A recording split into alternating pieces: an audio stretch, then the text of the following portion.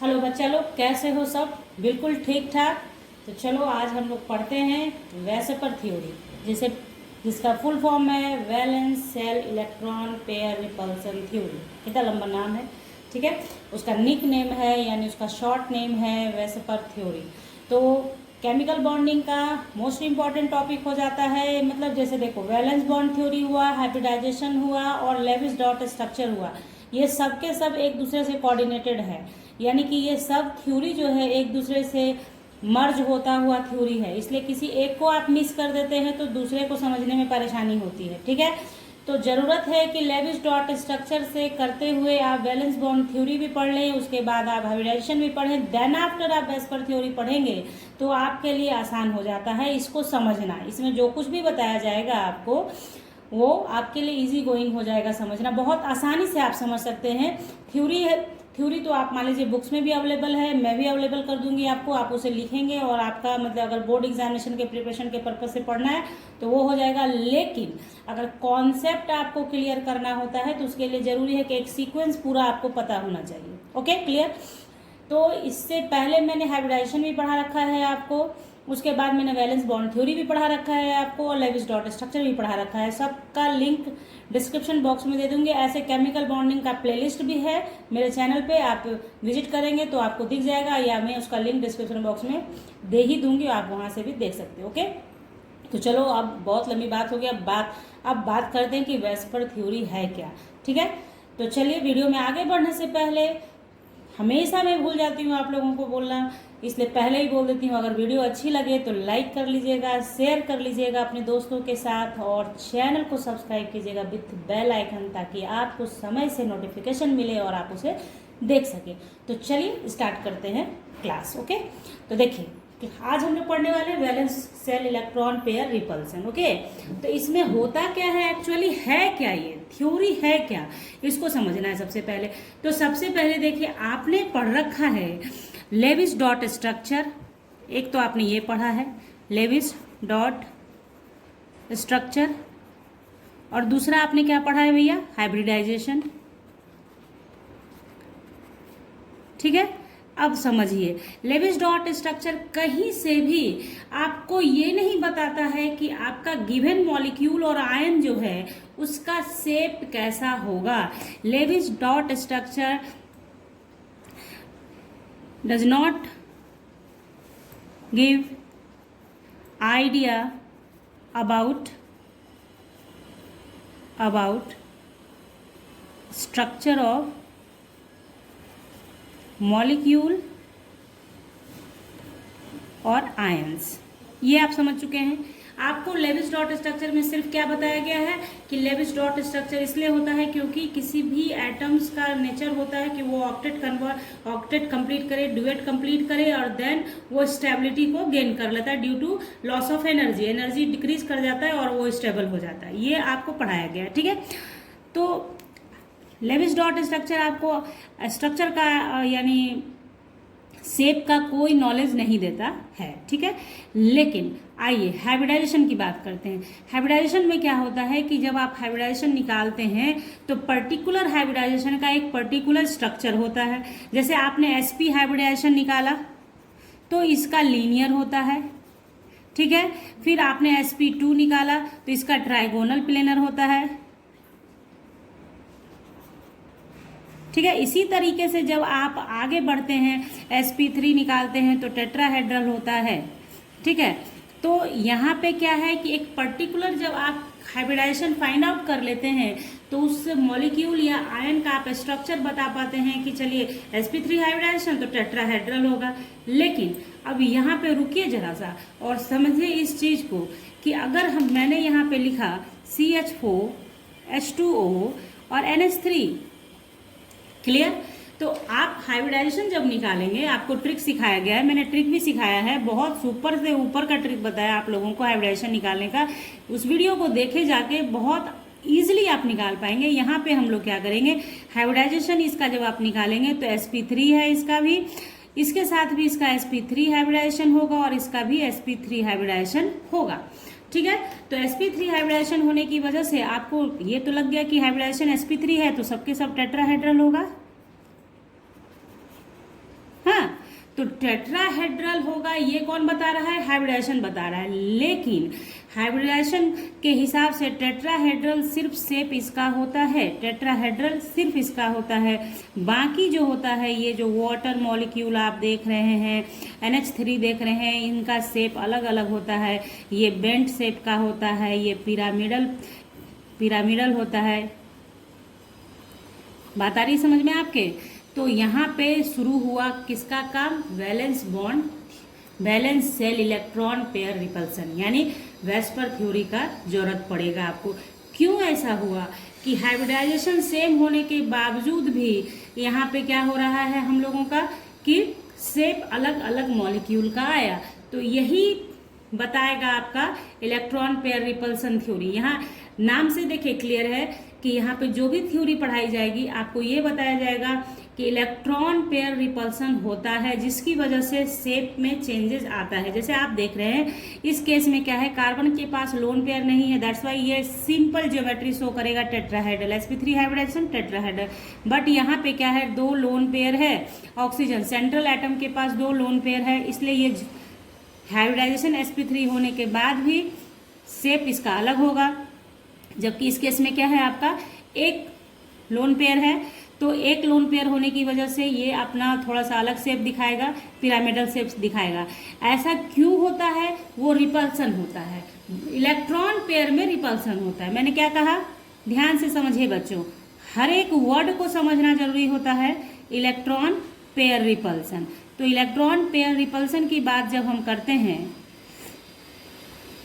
तो इसमें दोनों तरह का इलेक्ट्रॉन आता है, बॉन्डेड पेयर और दूसरा नॉन बॉन्डेड यानी लोन पेयर, यानी इसे लोन पेयर को नॉन बॉन्डेड भी कहते हैं, नो प्रॉब्लम।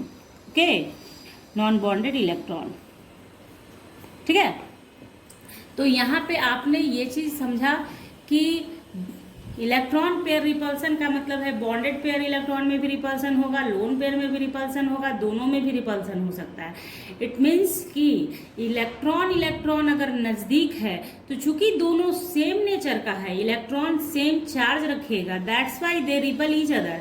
वो एक दूसरे को रिपेल करेंगे एंड कोशिश करेंगे कि एक दूसरे से जितनी दूरी बना सकते हैं बनाएंगे, यानी कि शेप चेंज करेंगे वो, और कोशिश करेंगे कि आपका पेयर ऑफ इलेक्ट्रॉन दूर दूर हो। तो इलेक्ट्रॉन पेयर रिपल्सन की बात जब हम करते हैं उसमें आपको दिमाग में ये बात रखनी है कि इलेक्ट्रॉन पेयर का मतलब है कि हमारा बॉन्डेड पेयर इलेक्ट्रॉन भी है, उसमें लोन पेयर इलेक्ट्रॉन भी है। तो यहाँ तक आपने समझा कि वेस्पर थ्योरी का नीड क्यों है, कहाँ से पढ़ते हैं हम लोग वेस्पर थ्योरी। ओके, ये मैंने आपको इंट्रोडक्शन दिया इसका। अब यहाँ पे एक सिंपल सी बात जो क्लास 12 के लिए बहुत जरूरी हो जाती है कि क्लास 12 में सेजविक एंड पॉवेल इन 1940 में इसको दिया और इसे मॉडिफाइड किसने किया, नेहलोम एंड ग्लिप्से ने इसे 1957 में इसे मॉडिफाइड रूप में आपको प्रस्तुत किया, मॉडिफाइड किया, इसे रीडिफाइन किया, इसे फिर से कुछ जो कमियां थी उसे ओवरकम किया और देन आफ्टर उसको आपको दिया। ठीक है, तो ये सारी बातें हो गई, वो मैं लिख दूंगी, आप उसे कॉपी कर लेना। ओके, अब देखिए मेन पोस्टुलेट्स पढ़ेंगे। इसका पोस्टुलेट्स का मतलब होता है इस थ्योरी का खासियत क्या है, कैसे काम करता है ये थ्योरी। और एक बार जब आप समझ जाओगे ना बच्चों, उसके बाद आपके लिए किसी भी मॉलिक्यूल का शेप स्ट्रक्चर बताना इतना आसान हो जाएगा कि कुछ कहने की बात नहीं। तो चलिए थोड़ा थोड़ा लिख भी लेते हैं हम लोग, मैं लिखती हूँ, उसे आप कॉपी कर लेना देन, और बाकी पोस्टुलेट्स को हम लोग एक एक करके पढ़ते भी जाएंगे और समझते भी जाएंगे। ओके, तो ये देख लीजिए, Sidgwick and Powell in 1940 proposed a simple theory based on the repulsive interaction of electron pairs। Electron pairs का मतलब मैंने आपको बता रखा है पहले ही, electron pairs in the valence shell of atoms. It is further developed and redefined by Nyholm and ग्लिप्से इन 1957। ये आपको चारों का नाम ध्यान में रखना है, ठीक है। कभी कभी थ्योरी के लिए पूछता है किसने इसे प्रपोज किया, किसने इसे दिया था, समटाइम 1 मार्क्स में आ जाता है, इसलिए इसको ध्यान में रखना है आपको, ठीक है। तो बस ये हो गया, अब इसका हम लोग मेन पोस्टुलेट्स जानेंगे। ओके, तो देखिए मेन पोस्टुलेट्स में सबसे पहला है the shape of molecule depends upon the number of electron pairs bonded और non bonded. Around the central atom, यानी कि शेप ऑफ मॉलिक्यूल डिपेंड्स करता है किस पे, number of electron around the central atom, वो बॉन्डेड हो या नॉन बॉन्डेड हो, यानी बॉन्डेड हो या लोन पेयर हो अराउंड द सेंट्रल एटम। तो आपको मैं बता दूं एक चीज़ कि देखिए यहाँ पे मान लिया ऑक्सीजन वाटर बनाती हूँ मैं, यहाँ देखिए तो ये जो इलेक्ट्रॉन है बच्चा लोग, ये जो इलेक्ट्रॉन है और ये जो आपका इलेक्ट्रॉन होगा, तो this is your non bonded electron, non bonded electron, इसे ही हम लोग लोन पेयर के नाम से भी जानते हैं। और ये जो आप देख रहे हैं ना, ये वाला पोर्शन, ये हाइड्रोजन ऑक्सीजन जो बॉन्ड बना रहा है, this electron is bonded electron, bonded pair electron. Okay, clear, कोई दिक्कत नहीं। यानी कि जो सेंट्रल एटम के पास बिना बॉन्डिंग वाला इलेक्ट्रॉन नॉन बॉन्डेड, और जो बॉन्डिंग वाला वो bonded electron. Okay, clear. Now next देखते हैं हम लोग, the electron pair around the central atom tends to repel one another since they have same charge. ये मैंने बता रखा है आपको कि एक दूसरे को रिपेल करेगा क्योंकि सबके पास क्या होता है, सेम चार्ज होता है। इलेक्ट्रॉन चाहे बॉन्डेड पेयर हो चाहे लोन पेयर हो, सब निगेटिवली चार्ज होते हैं और इसलिए एक दूसरे को रिपेल करते हैं। तो आप समझिए इस चीज को, रिपेल करेगा तो एक दूसरे से दूरी बढ़ाएगा। तो तीसरा जो पोस्टुलेट्स है वही है कि एक दूसरे से जितनी दूरी हो उतनी दूरी पे रहने की कोशिश करते हैं बॉन्डेड पेयर और लोन पेयर।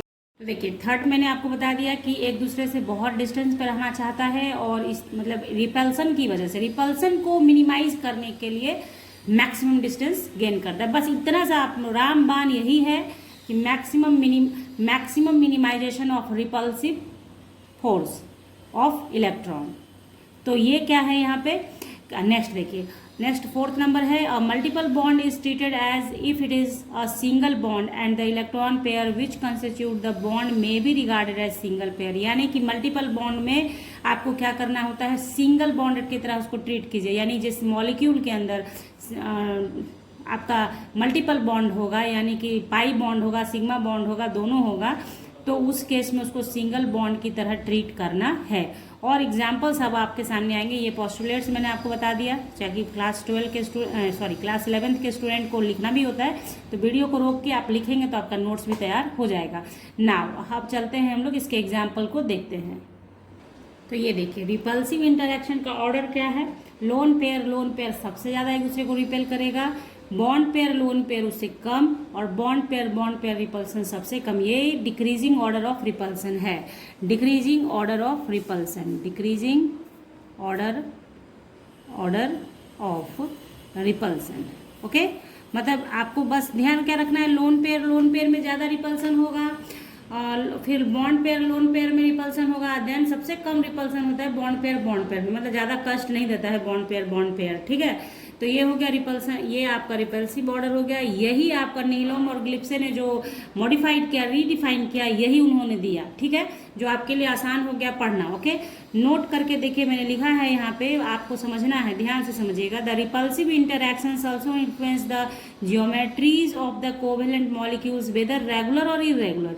ये जो रिपल्सिव इंटरैक्शन आप देख रहे हैं कि लोन पेयर रिपेल करेगा, bond pair lone pair repel करेगा, बॉन्ड पेयर भी एक दूसरे को रिपेल करेगा।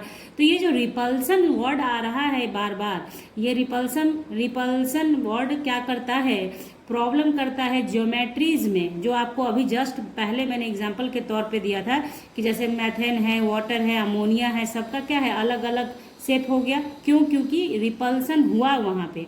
तो रिपल्सन की वजह से ज्योमेट्रीज भी दो तरह के हो जाते हैं, एक होता है रेगुलर ज्योमेट्री और होता है दूसरा इरेगुलर। ठीक है, तो रेगुलर ज्योमेट्री किसे कहते हैं, तो सिंपली इसे समझ लीजिए आप कि रेगुलर ज्योमेट्री का मतलब होता है, मतलब रेगुलर किसका होगा, जिसके पास ओनली बॉन्डेड पेयर इलेक्ट्रॉन होगा। मॉलिक्यूल हैविंग, देखिए इसे लिख रही हूं मैं, ध्यान से देखिए, molecule having only bonded pair electrons. ये आपने समझ लिया कि अगर किसी मॉलिक्यूल के पास सिर्फ बॉन्डेड पेयर इलेक्ट्रॉन है तो वो रेगुलर ज्योमेट्री शो करेगा। ठीक है, और रेगुलर ज्योमेट्री में क्या होगा, उसका शेप तब कैसा हो जाएगा आपका, according to nature of hybridisation. तो शेप कैसा होगा इसका, shape based on nature of hybridisation, nature of hybridisation. ठीक है, ओके, क्लियर, कोई दिक्कत? देखिए क्या हुआ, रेगुलर ज्योमेट्रीज का मतलब हो गया वैसा मॉलिक्यूल जिसके पास सिर्फ बॉन्डेड पेयर इलेक्ट्रॉन होगा। तो बॉन्डेड पेयर इलेक्ट्रॉन होगा तो उसका जो शेप होगा, वो जो आप हाइब्रिडाइजेशन निकालेंगे, सेंट्रल एटम का जो हाइब्रिडाइजेशन आप निकालेंगे, उसका जो शेप होगा वही उसका हो जाएगा। जैसे कैसे था, अभी थोड़ी देर पहले मैंने निकाला था आपको CH4 का, तो इसमें क्या था, कार्बन के साथ सिर्फ बॉन्डेड पेयर इलेक्ट्रॉन होता है, देखिए, ठीक है। तो बॉन्डेड पेयर इलेक्ट्रॉन है, इसलिए यहाँ पे क्या हो गया, रेगुलर हो गया, ये कैसा हो गया, रेगुलर, ठीक है, और रेगुलर हो गया। और इसका sp3 हाइब्रिडाइजेशन है, जिसकी वजह से इसका शेप भी क्या हो गया, tetrahedral, according to hybridisation, tetrahedral. Okay, now अब बात करते हैं एक्चुअली इररेगुलर के बारे में।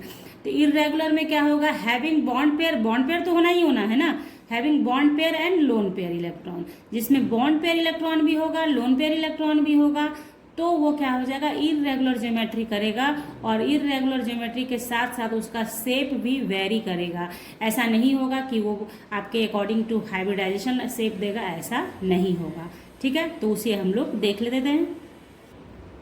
तो देखिए, इररेगुलर में होगा molecule ions having both bonded pair and lone pair of electrons. तो ज्योमेट्री कैसा होगा, डिस्टॉर्शन अकर्स, डिस्टॉर्शन होगा, यानी रेगुलर जो टेट्रा है, जैसे जो हाइब्रिडाइजेशन बेस्ड होता है वो नहीं होगा।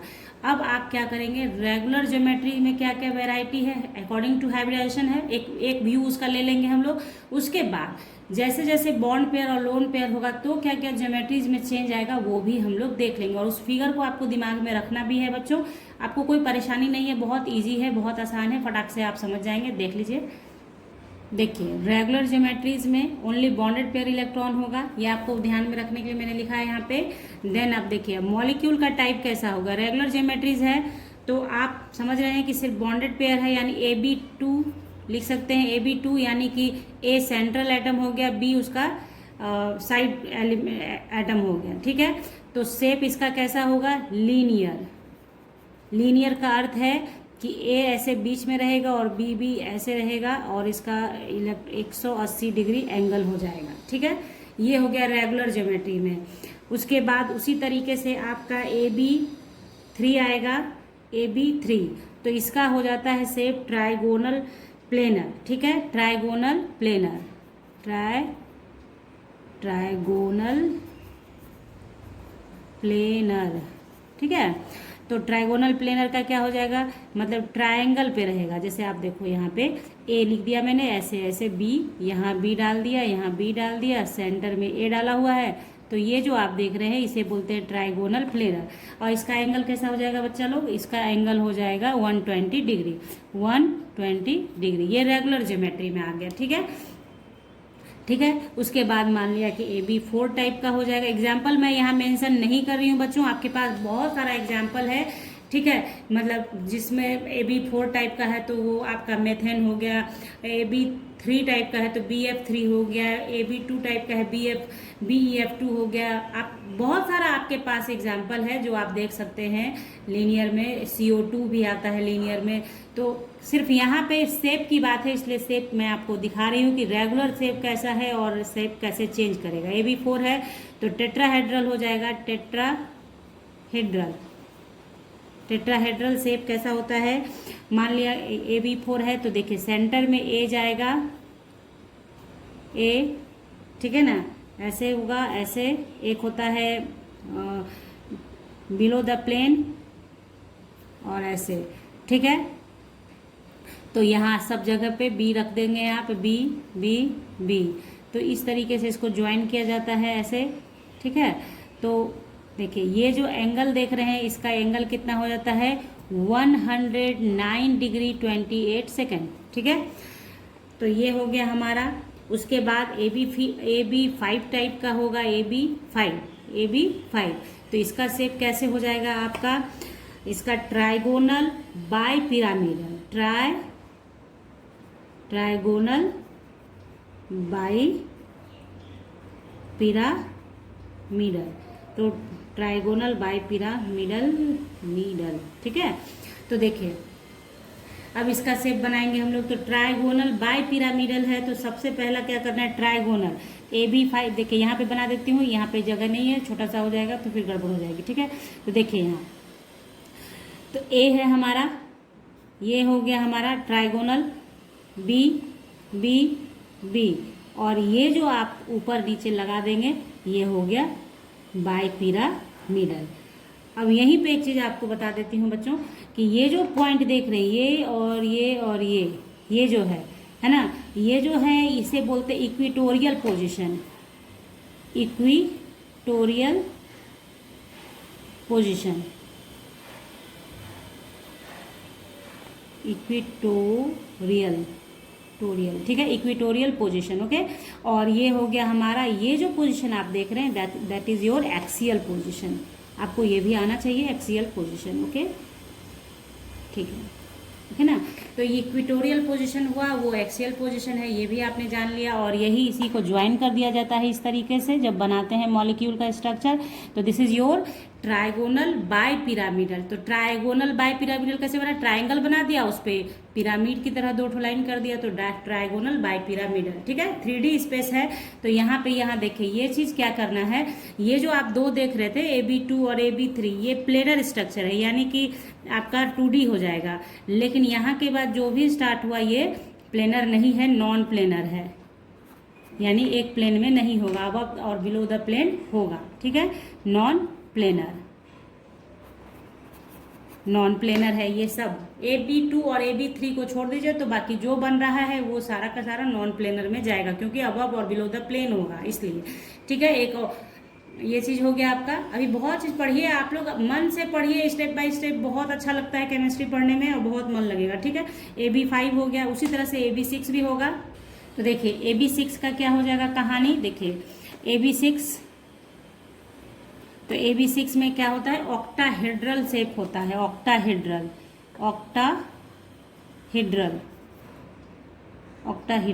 हाँ। तो देखिए ऑक्टाहेड्रल के लिए क्या बनाएंगे, AB6 है तो A हुआ हमारा, दिख रहा है आपको, देखिए A, ठीक है। और इस तरीके से आप B B B, ठीक है। और इसका ऑक्टाहेड्रल शेप देने के लिए ऐसे ऊपर नीचे भी B आ जाएगा, ठीक है ना। तो इस तरीके से इसको ज्वाइन कर दीजिए ऐसे, यही है आपका ऑक्टाहेड्रल शेप। ये ऐसे ऐसे मिलता है आके ऊपर नीचे, आपने देखा है सजाने के काम आता है, जो एक रहता नहीं है वो सजाते हैं हम लोग सरस्वती पूजा या किसी भी पूजा में, ऐसे उठाने पर वो षष्ठकोण की तरह हो जाता है, जस्ट लाइक वैसा ही शेप दिखता है इसका 3D, ठीक है। तो ये हो गया हमारा ऑक्टाहेड्रल शेप, ठीक है। तो इसमें आपका, हाँ देखिए यहाँ पे एंगल बताना भूल गई हूँ मैं, यहाँ पे एंगल 2 तरीके का होता है, एक 120 डिग्री का हो जाता है और दूसरा 90 डिग्री का हो जाता है, ठीक है। और इसी तरीके से देखिए, है ना। तो ये देखिए अब आपको क्या करना है कि ये तो हो गया जो रेगुलर ज्योमेट्री होगा तब, जैसे कि लोन पेयर इसमें एब्सेंट था, लोन पेयर था ही नहीं इसमें, ठीक है। तो ये हमारा हो गया। अब आगे हम लोग देखते हैं कि जब लोन पेयर प्रेजेंट होगा तब क्या होगा। इसमें बॉन्ड एंगल आपका हो सकता है 180 डिग्री और 90 डिग्री रहता है, ठीक है। तो ये हो गया हमारा। अब देखिए geometries of molecule ions having bonded pair and loan pair, यानी इररेगुलर ज्योमेट्रीज में देखिएगा, ध्यान दीजिए, समझिएगा कैसे होगा। मॉलिक्यूल मतलब बॉन्डेड पेयर और लोन पेयर होगा। यहाँ पे मैं लोन पेयर को ई से रिप्रेजेंट करूँगी, ओके। जैसे देखिए AB2E, यहाँ पे समझ लीजिए कि बॉन्ड पेयर कितना है हमारा 2 और लोन पेयर कितना है हमारा 1। ये जो है ये लोन पेयर है। ये जो मैं ई से जहाँ भी दिखाऊंगी, अगर मैंने नहीं भी लिखा तो आपको अंडरस्टूड करना है कि ये क्या है, लोन पेयर है, लोन पेयर है, ओके क्लियर। तो ये लोन पेयर इलेक्ट्रॉन मान लिया कि बॉन्डेड पेयर 2 है और लोन पेयर 1 हो गया। तो एक्सपेक्टेड ज्योमेट्री किसे बोलते हैं बच्चा लोग, इसके जिससे जो हाइब्रिडाइजेशन से आता है, जो हाइब्रिडाइजेशन से आता है, दैट इज योर एक्सपेक्टेड। मतलब आप एक्सपेक्ट करते हैं कि हाइब्रिडाइजेशन कह रहा है कि ये sp2 है या sp है, तो उसके अकॉर्डिंग लीनियर है, ट्राइगोनल, प्लेनर है, क्या है वो एक्सपेक्टेड। बट एक्चुअली क्या होगा, ड्यू टू रिपल्सन जो होगा that is your actual shape, okay. तो यहाँ पे क्या हो जाएगा हमारा ज्योमेट्री, देखिए यहाँ पे ये जो आएगा तो इसका दिखेगा आपको इस टाइप का। एक्सपेक्ट ये किया जाएगा कि ए बी लोन पेयर ऐसा हो, लेकिन एक्चुअल इसका शेप कैसा होता है, बेंट शेप होता है। एग्जाम्पल आप SO2 लेंगे, वाटर भी लेंगे, बेंट शेप हो जाता है, ठीक है। लेकिन यहाँ वाटर नहीं लेंगे क्योंकि वाटर के पास 2 लोन पेयर होता है, इसके पास एक ही लोन पेयर है, ठीक है। ये हो गया हमारा शेप अलग, ठीक है। Now clear. अब बात समझ रहे हैं आप, कमेंट सेक्शन में जरूर बताइएगा। आपका AB3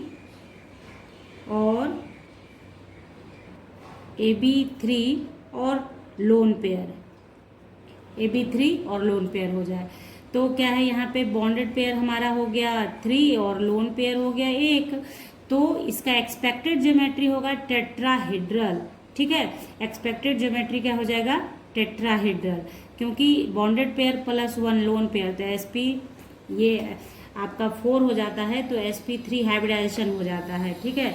तो आपको देखना है यहाँ पे, देखिए तो टेट्राहेड्रल हम लोग बनाएंगे तो A B तो एक्सपेक्टेड ये है, बट होता क्या है एक्चुअली, पिरामिडल शेप होता है इसका, पिरामिडल शेप होता है, पिरामिडल, ठीक है। तो पिरामिडल शेप हुआ आपका, तो इसका एग्जाम्पल आप ले NH3, एक लोन पेयर होता है, 2-3 बॉन्ड होता है, तो पिरामिडल शेप हो जाता है इसका। होना चाहिए टेट्राहेड्रल, लेकिन होता कैसा है, पिरामिडल। क्यों, क्योंकि इलेक्ट्रॉनिक रिपल्सन होता है। और यहाँ पे मैं कैसे बता रही हूँ आपको, देखिए bond pair plus lone pair, तो 4 ऑर्बिटल हुआ, 4 एटॉमिक ऑर्बिटल हुआ ना, तो आपको क्या करना होता है, एक ट्रिक है, ये ऑर्बिटल है, तो ट्रिकली क्या करेंगे, SP3 हाइब्रिडाइजेशन, 4 है तो S और 3P, SP3 तो टेट्राहेड्रल हो गया। उसी तरह से यहाँ पे क्या होता है, 1 और 2 और 1 3 तो 1 S और 2 P है, तो SP2, मतलब ये सब ट्रिक है। तो आपको बहुत सारा हाइब्रिडाइजेशन की ट्रिक में भी मैंने बताया है कैसे निकालना है हाइब्रिडाइजेशन आपको, तो वो सब चीज़ एक ही जगह पे बताने पर 1-2-1.5 घंटे की वीडियो हो जाती है बच्चों। इसलिए ध्यान से, बस उनके लिए बता रही हूँ जो बच्चे नहीं जानते हाइब्रिडाइजेशन निकालें कि ये कैसे कर ले रही हैं, कैसे टेट्राहेड्रल बता रही हैं, एक्सपेक्टेड है, तो उसके लिए बता दिया कि कैसे हाइब्रिडाइजेशन SP3 होगा इसका। दैट्स वाई कैसे हुआ, 3 और 1 4 है, तो 4 ऑर्बिटल आपको लेना है, तो S और 3P SP3, 5 होता तो 1 S 3P और 1 D SP3D हो जाता। खैर ये सारी बातें हैं, आपको सारा वीडियो जो मैंने स्टार्टिंग में बोला है फिर नहीं बोलूँगी, उसका लिंक आपको दे दूँगी, आप देख लीजिए उसे जाके।